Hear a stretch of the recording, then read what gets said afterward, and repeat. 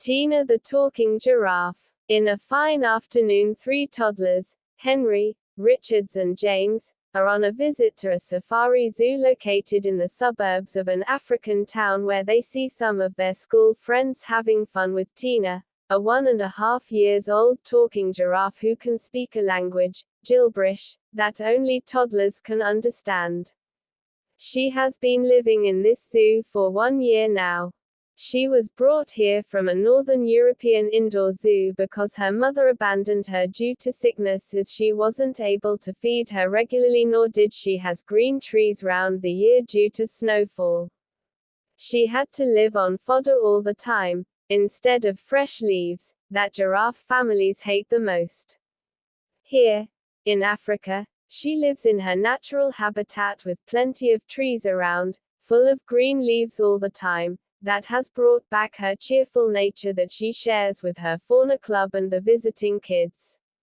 She learnt Gibberish from her mum and other calves and cubs in the European zoo, who used to speak that with the visiting toddlers for having some fun.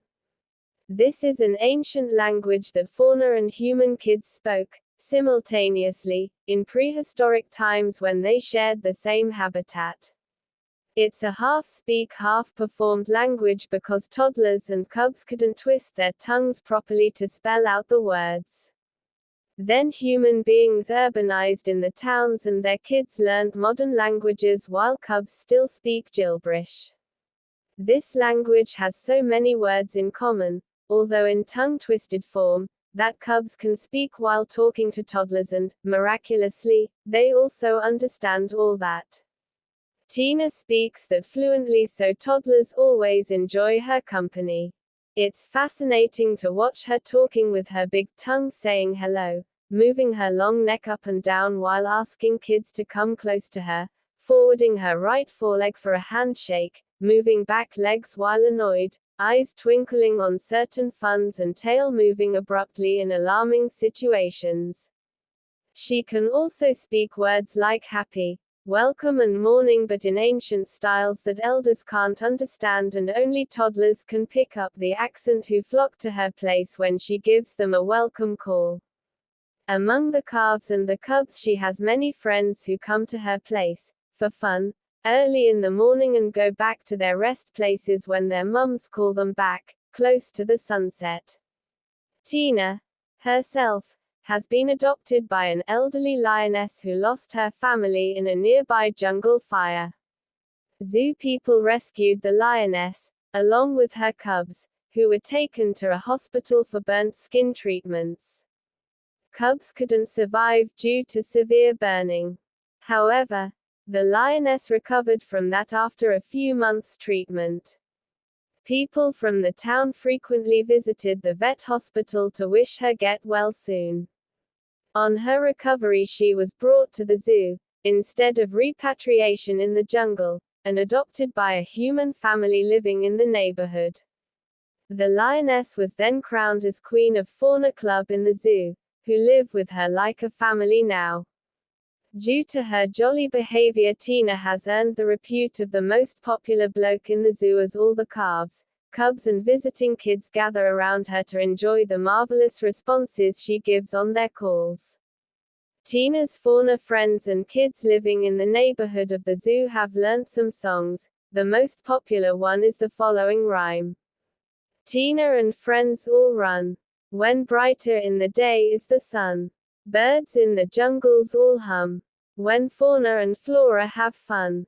In the mid of February, when flowers have just started to blossom, she performs on this song by running around in the zoo in a marathon race along with fauna toddlers and the visiting kids. No one can catch her in that run, and she is the only winner all the times. This turns up to be something exceptional, as kids from all over the world wish to visit this zoo to participate and sing with her, in a course, while those who can't come watch this fun run on TV all the day. It looks some ancient tribe is celebrating a feast as the kids dress up in primitive dressings. Every time Tina finishes many rounds, while most of the toddlers stop after 50 to 100 meters of the first round. Kids keep on joining the race at different entrance points and leave the track when tired, while Tina keeps on running till the last kid leaves the big circular track, almost 10 miles long, leveled up on the ground at the periphery of the zoo. It's well decorated on the racing day with colorful flowers all around.